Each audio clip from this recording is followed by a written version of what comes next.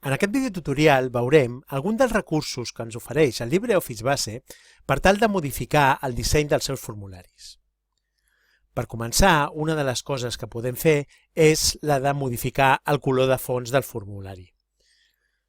Per fer-ho, ens hem d'obrir el formulari en vista disseny i adreçar-nos a format, pàgina, i en el quadre de diàleg que se'ns obre, a l'apartat àrea, podem seleccionar el color que volem utilitzar.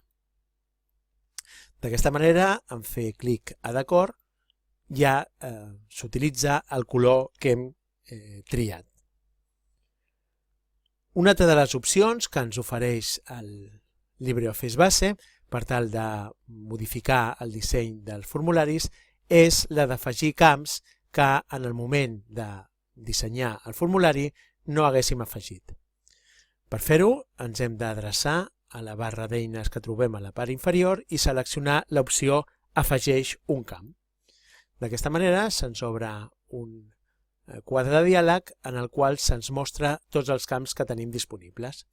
En aquest cas el que farem serà arrossegar fora d'aquest quadre de diàleg el camp IDProf.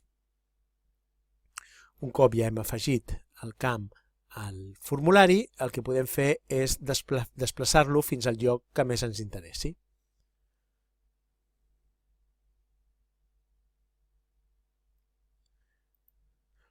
Una altra opció molt interessant és la d'agrupar diferents elements de manera que quan els desplacem a través del formulari es comportin com si fossin un sol element. Per fer-ho hem de seleccionar els elements que volem agrupar mentre mantenim premuda la tecla majúscula. D'aquesta manera se'n seleccionen tots els elements i mitjançant el menú de context d'aquest element podem triar l'opció Agrupa i dins d'aquesta opció tornem a triar Agrupa.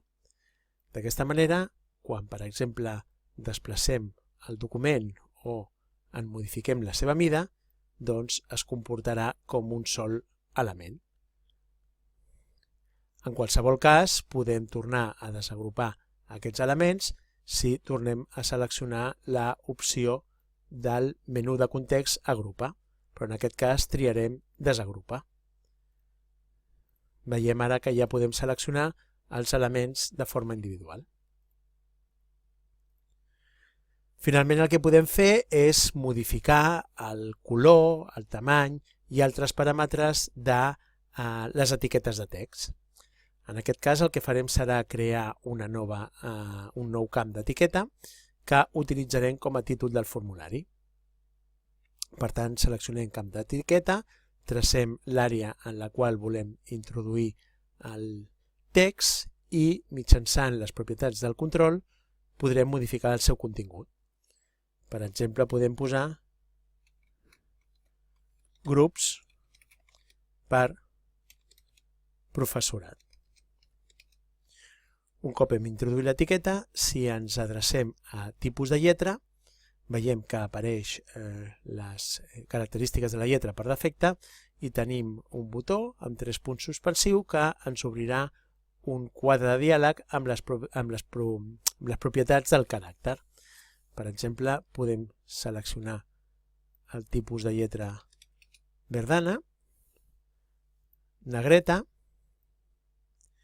triar una mida més gran i mitjançant la pestanya Efectes de lletra, per exemple, podem modificar el color. Un cop ja hem seleccionat els diferents elements, fem clic a d'acord i ja podem tancar el quadre de diàleg Propietats camp d'etiqueta. Finalment, podem modificar la mida i la posició d'aquesta etiqueta.